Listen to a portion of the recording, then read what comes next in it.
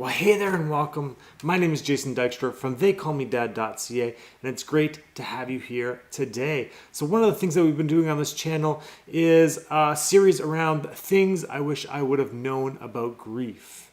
We're a couple weeks in, and today I want to talk a little bit about priorities and how our priorities not necessarily shift, but how all of a sudden after we go through some time of grief or loss, all of a sudden we start to notice just how out of whack our priorities have been.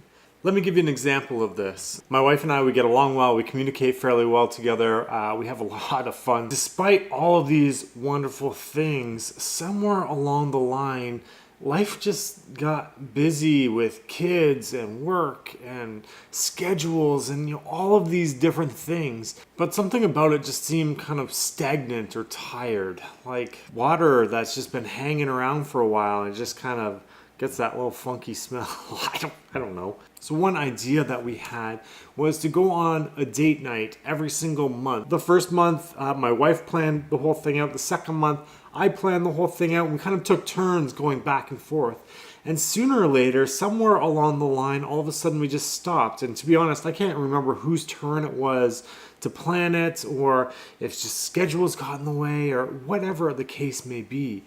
All of a sudden it just kind of stopped. Then that day came where we lost our son, and we started to have all of these different conversations with one another about what we wanted life to be and what was really important to us, where our family went on that, where we were on that priority scale, where work was, where our friends, where all of these different things were on this kind of priority scale around what it was that we were giving priority to.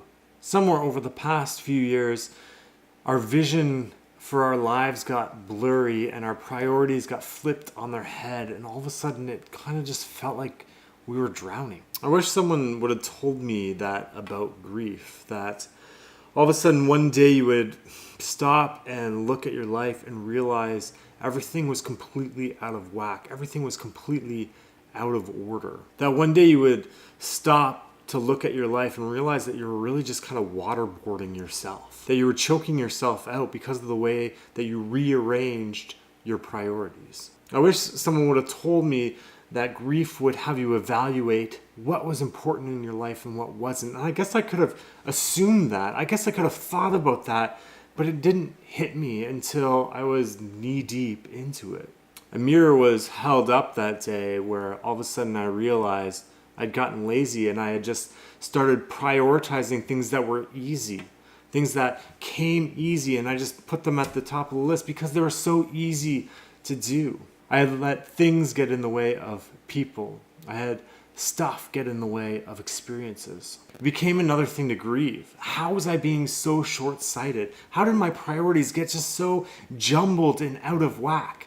Why was this prioritized this high when that, which was so much more important, was only prioritized this high? Why was that out of balance? We notice that things have changed, that our priorities have shifted. We take an honest look at how those priorities have been misaligned, and then we have the hard work of making adjustments, making conscious choices to take back our priorities, to mold and shift and change them back into a way of usefulness. A number of years ago, I had really bad issues with my back, with stress and a whole bunch of different life stuff. And so I went to the chiropractor and they made these adjustments and they shifted things around and, did all their weird, funky stuff that they do with their back.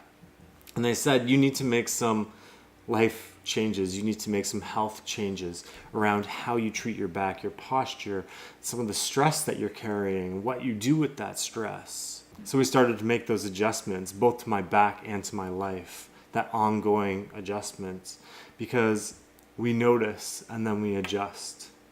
We live into the pause so that we can spring into new life. Thanks for watching. I hope you enjoyed this video and that you found it helpful. I would love to hear some of the different things that you wish you would have known about grief down in the comments. So make sure that you subscribe, as this is an ongoing series, and I would love to have further conversation with you about it. So until next time, Peace and love.